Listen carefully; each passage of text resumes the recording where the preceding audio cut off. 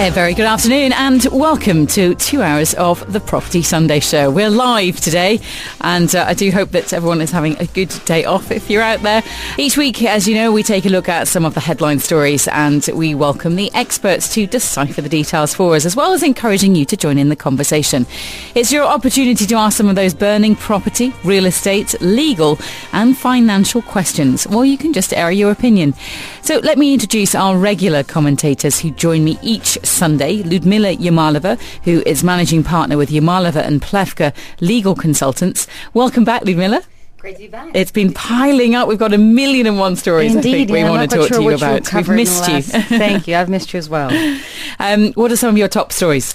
Well, obviously the tenancy, the new requirement from the Immigration, the UAE actually Interior Ministry on that. about tenancy agreements and what it will take to actually renew visas, and the requirement of submitting tenancy agreement and DIWA or some sort of utility bills in order to qualify for renewal. I think there's a whole series of articles discussing exactly the requirements, you know, what the regulation that mandated it, and then the sort of detailed requirements and its implications.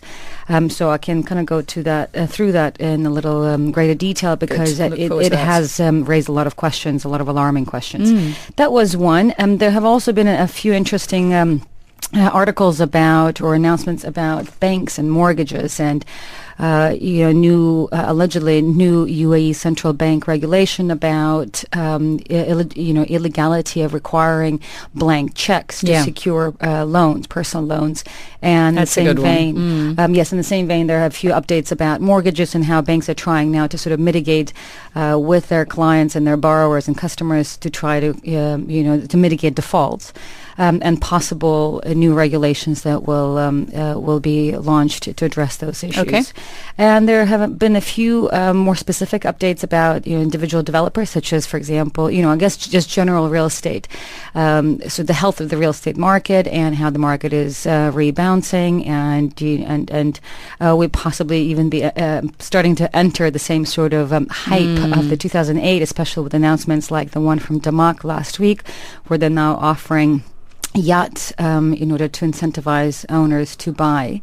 Also, there was an interesting article about MR joining the initiative on stalled projects, Nakil selling land to extend villa gardens on the Palm, and another one interesting with an Indian developer coming into Dubai and developing two new projects.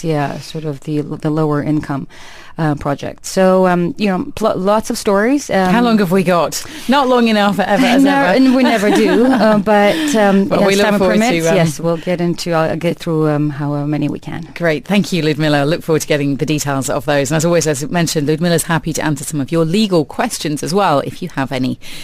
Well, over to Mike Small of VSM Consulting. Great to have you back on the show as well, Mike. Good to see you. Thank you very much. Good to see you. Armed with the pink pages, as always. I've got the pink pages. Look. Yep. Oh, you've got one. I've got one as well. I love. Well I've gone more for the arts and life section this week. Oh, you should just ask me. I've got that every week, so I don't read that one. You can. Do you? I love it because it was how to spend it this weekend, so I got it. But Tyler Brûlé, read his column. Very good. Love his columns. But he has an interesting one, and I might ask you to see a little bit of a quiz question later on. Apparently, coming out in Monocle, I think this weekend is their annual quality of life rankings for the world's major cities. So I could put the question out straight away. Which city do you think ranked number one out of 25? Any clues? Depends who paid the most to the organisers. Oh, cynical. Who have we seen in the last year? Was it Sydney was one? Yeah, normally it's Geneva. Can be up in Scandinavia. Can be Canada at the moment. Kind of. Yeah, you're more in the right area. What do you think? Which country ranked number one for Monocle's quality of life rankings for the world's major cities? We'll go through that a little bit later. What have you got, Mike? Me? To add to Ludmila's 8 hours, I've got 14 hours. So I reckon we'll be here for a 24-hour marathon. Oh my gosh.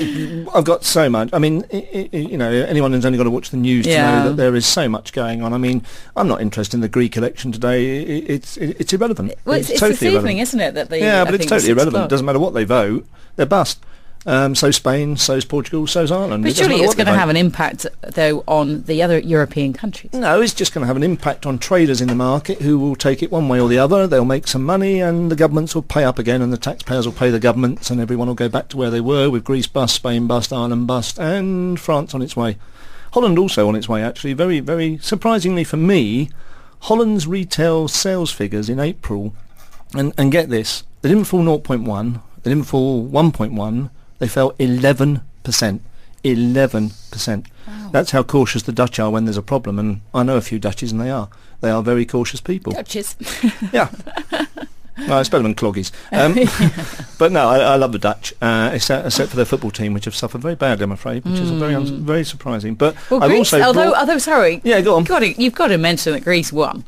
Greece, well, I tell you what, the real catch is the next round. Greece will now play Germany. Ooh. Oh, there's your battle. There's your Euroland meeting each other. Who gets what? Who wins the prize? Who gets the money? Greece or Germany? Oh, dear. So, yeah, I know loads of stories, Mike. We've got a great clip as well by Nigel I hope you Farage. can play that. Yes. It's fantastic. And he it's sums just so it all apt. up, doesn't he? He does. He's a brilliant speaker. Forget his politics. Don't worry that he's UKIP. Just forget that. Just listen to what he's saying about the economy, because that's all he's saying. There's no politics in it. It's just pure economics. Yeah. And it's beautiful. We'll play that out a little bit later on in the show as well. Thank you, Mike. And let's also welcome our guest today. In fact, we're welcoming back to the Property Show Douglas Ralph, who is Managing Director of Snag and Inspect. Welcome to the programme. Thank you. Good to see you. Good to see you again. Have you been busy? We are. Yeah. Business has actually picked up greatly. The large projects being handed over recently. Nikhil's now doing Jumeirah Park. We have financial institutes that are starting to inquiry for inspections for their properties. And the Strata Global, or the handover requirements for Owners Association, is now getting more in swing, and the bank's accounts are being opened, so money is being freed up to start doing the proper handovers. Okay. So, in fact, before we get into all of those, just tell us a little bit about Snag and Inspect, Doug. Well, we are a certified inspection company, registered under the Lands Department and RERA as a property surveyor. There right now are two companies that RERA is recommending directly to owners associations and anyone that inquires. We specialize in looking into properties before handover, before resell, and for solution investigations to evaluate problems or construction quality issues. Okay.